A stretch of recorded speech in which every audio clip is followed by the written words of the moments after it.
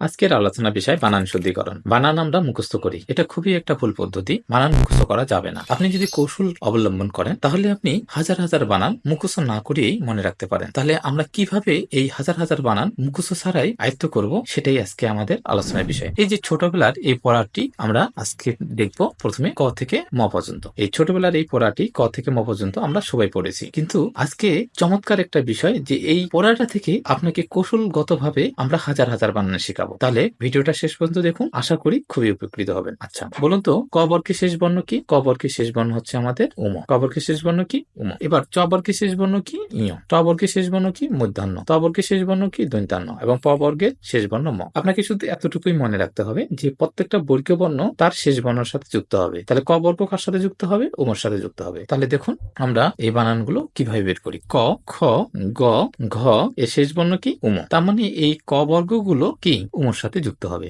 দেখুন এই যে অঙ্ক বানান, এটা আমরা অনেক প্রবলেমের মধ্যে পড়ি যে অঙ্ক বানান কোনটা সঠিক, অনুস্বর ক না উময় ক। এখন আমরা যদি লক্ষ্য করি যে ক বর্গ, এই ক বর্গ শেষ বর্ণ কি? অনুস্বর না উম? অবশ্যই উম। তার মানে আমাদের সঠিক হবে উময় ক। এটা ভুল। তাহলে আজকে থেকে আমরা এই বানানটা লিখবো না। এই বানানটা ভুল। কেন ভুল? কারণ ক বর্গের শেষ বর্ণ হচ্ছে আমাদের কি? উম। এই কারণে আমাদের অঙ্ক বানানটা হবে উময় ক।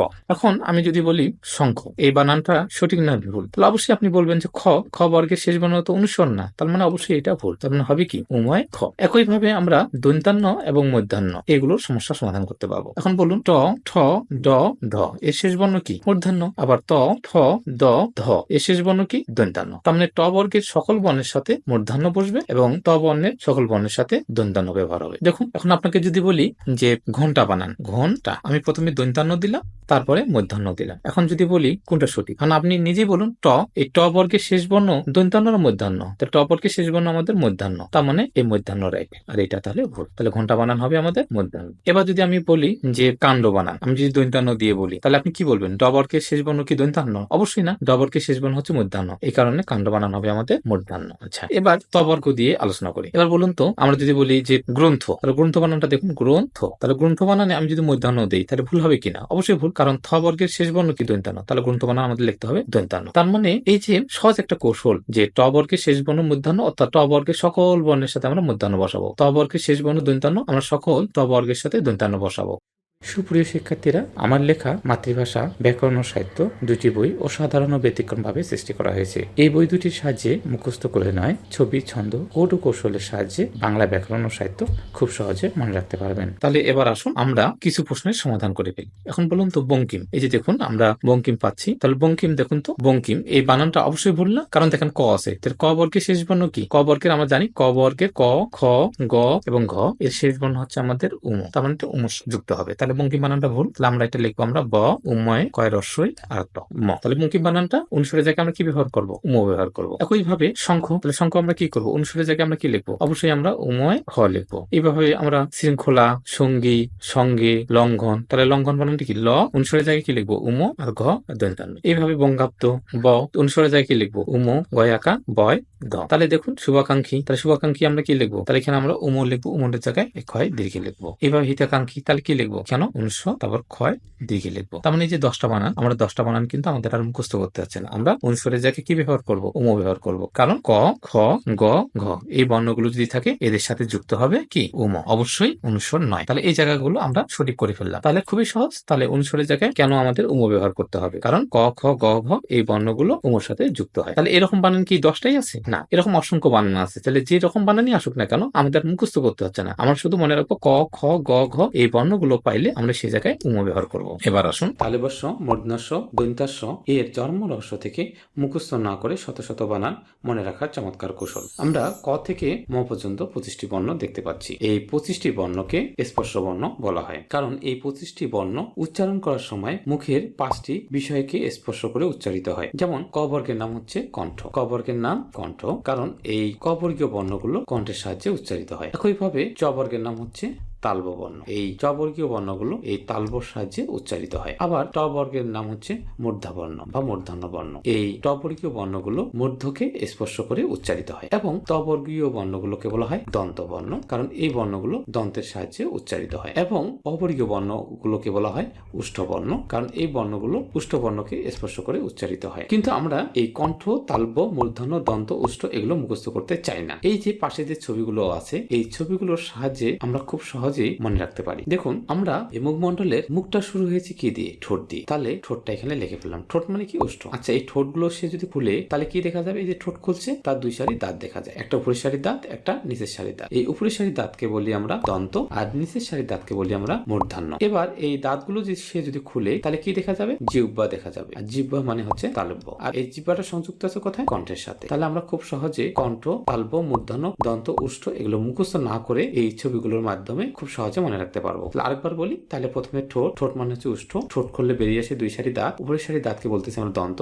আর নিচের সারি দাঁতকে বলতেছি আমরা মূর্ধন্য। আর যখন দাঁতগুলো খুলতেছি তখন আমরা দেখতে পাচ্ছি জিহ্বাকে। এই জিহ্বা মানে হচ্ছে তালব্য। জিহ্বা কোথায় সংযুক্ত থাকে? জিহ্বা সংযুক্ত থাকে কণ্ঠের সাথে। তাহলে আমরা খুব সহজে পেয়ে গেলাম। এবার আসুন, এই যে তালিবস্য এবং মূর্ধন্যস্য এবং দন্তস্য এই তিনটা স এর নামকরণ গুলো কেন এরকম হলো? আচ্ছা, এই তালিবস্যর নাম তো মূর্ধন্যস্য হইতে পারতো আর মূর্ধন্যস্যের নাম তো দন্তাস্য হতে পারতো। তাহলে কেন আমরা এদেরকে তালবস্যই বলি একে, আর একে কেনই আমরা কি মূর্ধন্যস্যই বলি, আর একে কেন আমরা দন্তাস্যই বলি? তাহলে অবশ্যই এর জন্ম রহস্য আছে। তাহলে জন্ম রহস্যটা কিভাবে আমরা বের করব? দেখুন, জন্ম রহস্যটা আমরা বের করব এই যে আমরা বর্ণগুলো ছবির মাধ্যমে যে শিখলাম, ছবির মাধ্যমে পাঁচটা যে বর্গীয় বর্ণের উচ্চারণ ভেদের নামকরণ গুলো পেয়ে গেছি, এরাই বলে দেবে এদের জন্ম রহস্য। আচ্ছা দেখুন, কৌশলটা কি? এই যে কণ্ঠ, কণ্ঠের সাথে যদি আমরা স বলি তাহলে কণ্ঠের সাথে কি কোনো স হয়? কণ্ঠস্ব না, তার মানে কণ্ঠ দিয়ে কোনো স এর উৎপত্তি হয় না। এবার বলুন তো, তালব দিয়ে যদি কোনো স উচ্চারণ করি তাহলে কিন্তু একটা স হয়ে যায়। সেই সটা কি? এই যে তালিবস্য। আচ্ছা,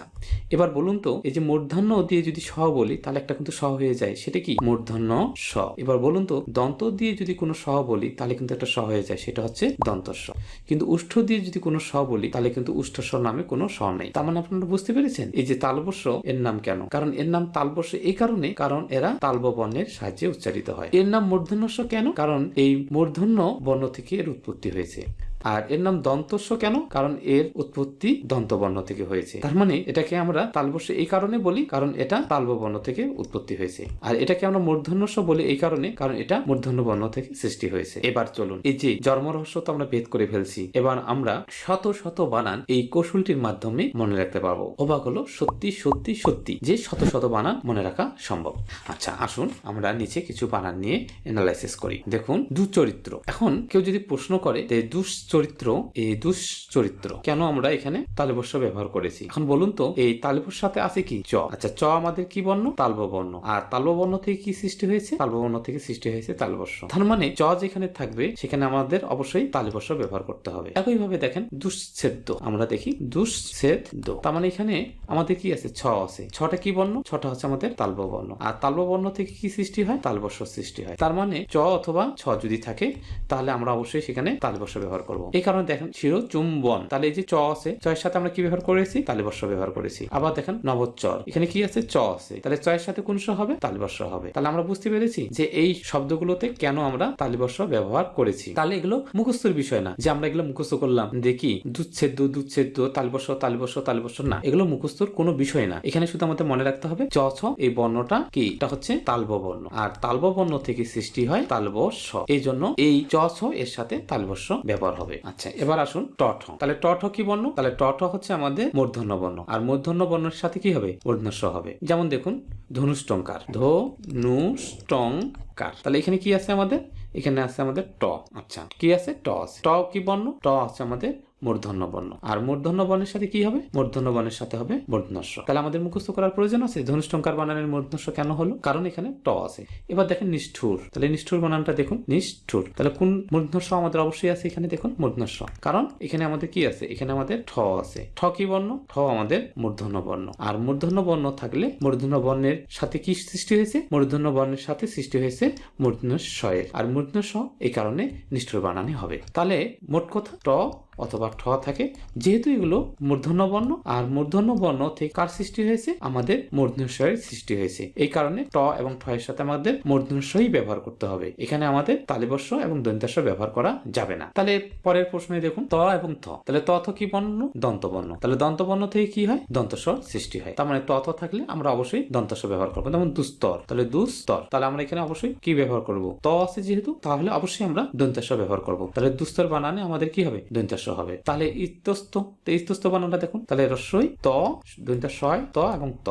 তাহলে এখানে আমাদের অবশ্যই দন্তাস হবে, কারণ এখানে কি আছে? ত আছে। একইভাবে যদি আমরা প্রস্তাব বলি, প্রস্তাব, তাহলে কি হবে? প্রস্তাব বানানে কি আছে? ত আছে, তাহলে অবশ্যই দন্তাস হবে। তারপর যদি বলি যে প্রস্থান, তাহলে কি আছে? থ আছে, তাহলে থ থাকলে কি হবে? দন্তাস হবে। অর্থাৎ ত এবং থ যদি থাকে, তাহলে অবশ্যই এগুলো যেহেতু আমাদের দন্তবর্ণ, আর দন্তবর্ণের সাথে কি হবে? দন্তাস হবে। তাহলে বুঝতে পারছেন, জন্ম রহস্য থেকে আমরা অবশ্যই অসংখ্য বানান মনে রাখতে পারি। তাহলে এগুলো কিন্তু মুখস্থের বিষয় না। তাহলে এখন থেকে আমাদের এগুলো মুখস্থ করা যাবে না। ইতস্ত বানান, রস্যই ত, দন্তাস ত, ত, এগুলো মুখস্থ করার বিষয় না। আমরা জাস্ট শুধু মনে রাখবো যে কোনটা কোন বর্গীয় বর্ণের উৎপত্তি স্থল, সেই উৎপত্তি স্থলের সাথে কোন শয়ের সৃষ্টি হয়েছে। তার মানে এর নাম তালবর্ষ, কারণ এটা তালববর্ণ থেকে সৃষ্টি হয়েছে। এখন যদি কেউ বলে যে একে আমরা তালবর্ষ না বলে আমরা দন্তাস্ব বলবো, তাহলে কিন্তু আমরা এখন ব্যাখ্যা দিতে পারবো যে না, তোমার ব্যাখ্যাটা ভুল, কারণ এটার নাম তালবর্ষ বর্ণ, কারণ এটা তালববর্ণ থেকে সৃষ্টি হয়েছে। তা নাহলে কিন্তু আমরা জানতাম না, আমরা মনে করতাম যে তালববর্ণ তার মানে এটা তালবর্ষ মনে রাখতে হবে, দন্তাস্ব এটা দন্তাস্বই মনে রাখতে হবে। তাহলে এই যে চমৎকার জন্ম রহস্য আমরা বের করলাম, এবং আমরা এখন থেকে শত শত বানান কি অবশ্যই মুখস্থ ছাড়াই মনে রাখতে পারবো। এখন আমাদের কি এরকম এই যে 10টা-20টা প্রশ্ন আছে? না, এরকম অসংখ্য শব্দ আছে যে শব্দগুলো আমরা কোথায় তালবর্ষ হবে, কোথায় মূর্ধন্য হবে, কোথায় দন্তস্ব হবে, খুব সহজে মনে রাখতে পারবো। আজকে আমাদের কৌশলটি ছিল তালবর্ষ, মূর্ধন্য এবং দন্তস্ব এর জন্ম রহস্য থেকে শত শত বানান কি মুখস্থ না করিয়ে খুব সহজে আমরা যেন